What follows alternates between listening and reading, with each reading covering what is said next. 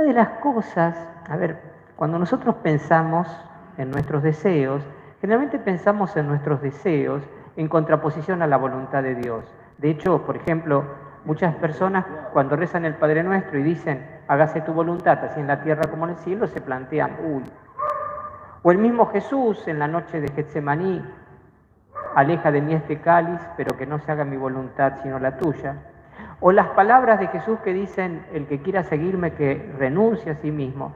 Es decir, en base a estas palabras que están en la Escritura, muchas veces tendemos a pensar que nuestros deseos son un camino que nos pueden alejar de Dios.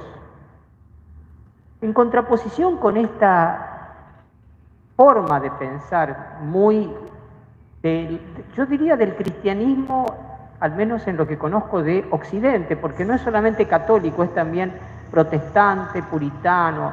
Es decir, hay mucho de esto en la forma en cómo hemos decodificado el Evangelio en Occidente. Frente a esto surge una reacción, particularmente en Europa en el siglo XIX, la exacerbación del deseo y la validación del deseo al margen de Dios. Esto es un filósofo muy conocido en el ámbito de la cultura, Federico Nietzsche, el autor de una obra en donde él promueve su ética, el superhombre, es decir, el hombre que se casa con su propio deseo y lucha por su propio deseo, incluso en contra de Dios. En realidad, él dice Dios ha muerto, así que no le interesa Dios. Entonces tenemos, por un lado, los cristianos que desconfiamos del deseo, y por otro lado tenemos los neopaganos, con Nietzsche y sus secuaces a la cabeza, que exacerban el deseo. Tenemos, fíjense, una cultura en donde hay una brecha. De hecho, fíjense, Nietzsche decía que el cristianismo era enemigo de la humanidad precisamente por esto, porque desconfiaba del deseo de cada persona. Acá me siguen. Dentro de esto, fíjense, tenemos acá en el Evangelio de hoy un episodio donde emerge el deseo y el antideseo. Dos hermanos, Santiago y Juan, muy sueltos de cuerpo, se acercan a Jesús, le dicen, Maestro, queremos que nos concedas lo que te vamos a pedir. Así, ¿viste? Como los chiquitos de tipo 3 años, quiero esto y sí o sí. No, nada de pido, quiero. Deseo, el deseo al rojo vivo, con total apertura y uno podría decir hasta total honestidad, sin seducción, sin manipulación. Quiero esto, punto. ¿Y qué quieren que haga por ustedes? Dice Jesús.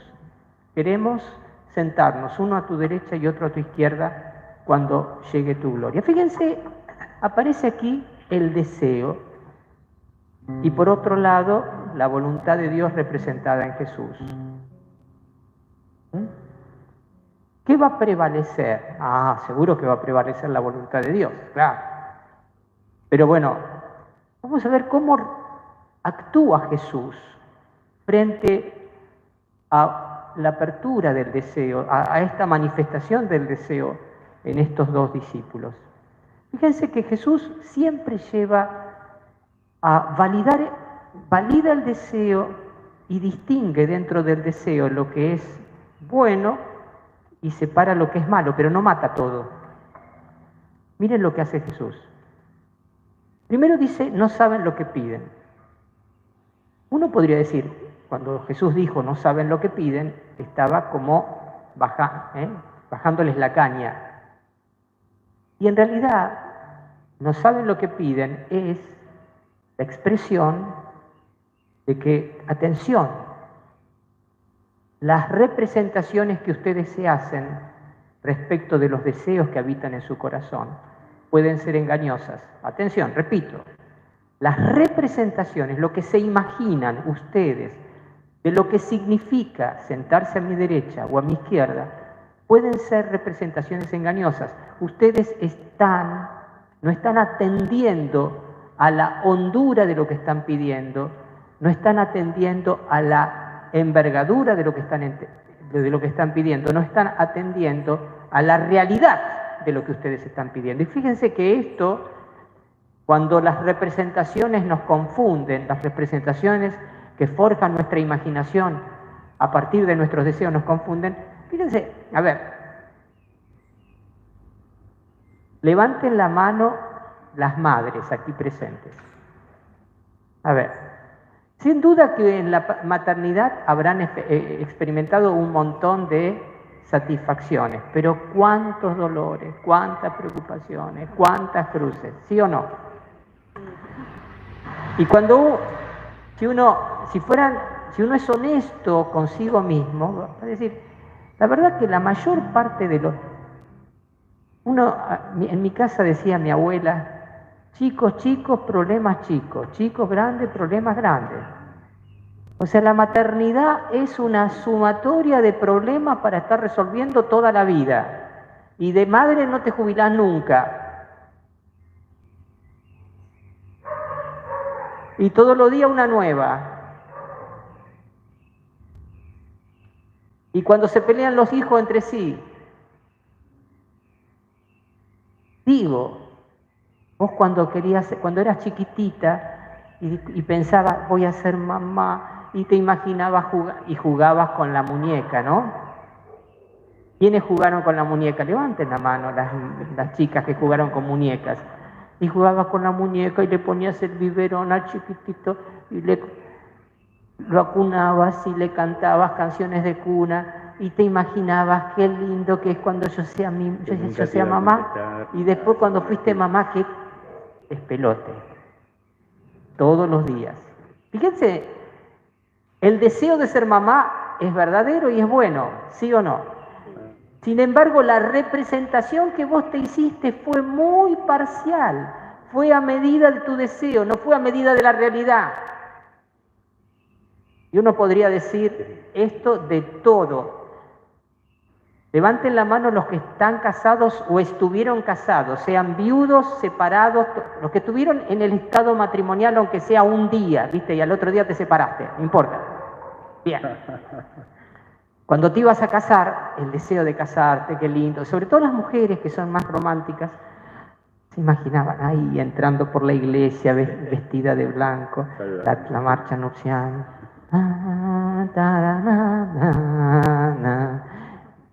Y el pibe, tu novio que no tenía ojos sino para vos, no existía nadie más, estaba así, totalmente enamorado. Todo lo demás no existía, solo vos. Entonces, qué lindo, qué feliz que voy a ser cuando me case y todo. Y todas las noches vamos a estar juntos. Y después, ¿qué pasó? Fíjense, lo que uno representó, lo que uno imaginó, no fue siempre lo real. Al contrario, fue al revés. Porque, fíjense, acá hay una de las trampas del deseo. El deseo nos hace representar las cosas según lo que uno quiere, no según lo que realmente es. Y de hecho hay algunas corrientes filosóficas y teológicas que dicen que la raíz de la idolatría como pecado está en el deseo, porque el deseo nos hace forjar imágenes e ídolos a los cuales queremos rendir nuestra vida. Cierro ese punto. ¿Qué dijo Jesús? Ustedes no saben lo que piden. Es decir, los confrontó con la realidad. Lo que desean está bien, pero miren la realidad. ¿Sí? Segundo, ¿qué hizo? ¿Pueden beber el cáliz que yo voy a beber? y recibir el bautismo que yo voy a recibir, les hizo una pregunta que ellos entendieron perfectamente bien. Beber el cáliz y recibir el bautismo era pasar por la pasión. Sí, lo acababa de decir inmediatamente antes. Y ellos, fíjense, les dice Jesús, ustedes tienen este deseo tan grande, están dispuestos a pagar el precio.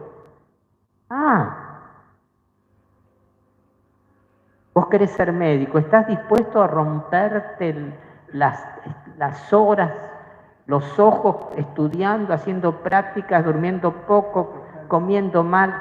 ¿Vos querés esto? ¿Estás dispuesto a pagar el precio? No, yo no. Tranquilo, no. Es para otros. ¿No? ¿Y qué dijeron los muchachos, Santiago y Juan? Sí. Podemos. O sea, no tuvieron... Esto es muy lindo. Hay una relación proporcional entre la honestidad para manifestar el deseo y la disponibilidad para pagar el precio. Las personas que son, no sé, mejor, echémonos la boca, mozzarella, mutis, no abras el pico, que vos cada vez que abrís el pico, la embarrás, silencio, ¿viste? No, cuanto más honesto se es en manifestar lo que uno desea, más se está dispuesto a pagar el precio por lo que uno desea. Fíjense, contrariamente, cuanto más... a mí me lo... ¿Viste? Esta ya la comenté muchas veces, ¿viste? Mi marido nunca me dice que me quiere. Entonces yo, ¿cómo quisiera que mi marido me dijera que me quiere, que me ama como aquella vez? Pero decíselo, ¿sabes? Que necesito que me digas que me amás. Bueno, te amo, querida. No, pero así no. Si no es espontáneo, no. No, cuando uno manifiesta el deseo con la honestidad, porque también es cuestión, a ver, cuando vos abrís el pico, te van a dar. Te van a dar. ¿Me siguen? Podemos. Y ahí vino la respuesta de Jesús, qué linda respuesta. Está bien, les profetizó, ustedes van a beber mi cáliz y recibir mi bautismo, pero sentarse a mi derecha o a mi izquierda no me toca a mí concederlo. Esos puestos son para quienes han sido destinados. Interesante, les profetizó que iban a sufrir la pasión. Y de hecho Santiago, el hermano mayor, fue el primer apóstol martirizado. Y Juan, el hermano menor, fue el último. Miren que uno abrió el ciclo, todos los apóstoles murieron mártires. Uno abrió el ciclo y el otro lo cerró. Qué paradoja, ¿no? Y después, para quienes están sido destinados, no sé, tal vez alguno de los que acá esté pueda ser. Así que prepárate para estar cerca. Pero fíjense un detalle más. ¿Qué pidieron? ¿Sentarse a la derecha o a la izquierda? Vamos a entrar en el contenido de lo que piden. Y lo que piden, digan, sentarse a la derecha. A ver, vení, Walter, a mi derecha. No se va a sentar porque no tenemos silla. Bueno, sentate vení vos, a la izquierda. Pregunto, ahora ellos están más lejos o más cerca de mí que cuando estaban allí. Están más cerca. Sentarse a la derecha y a la izquierda significa queremos estar cerca de vos. Tan malo no era el deseo, parece, ¿no? Así que piden cercanía. Segundo, piden disponibilidad. Porque ¿a quién voy a recurrir yo para una misión? ¿Al que está más lejos o al que está más cerca? Y generalmente, che, Walter, atendeme allá, pibe de... Para. Piden cercanía, piden disponibilidad. ¿Es malo pedir disponibilidad? Tercero, piden poder. Ahí es donde está el tema. Piden poder y piden grandeza, porque estos puestos no son para cualquiera. Vayan a su lugar. Gracias.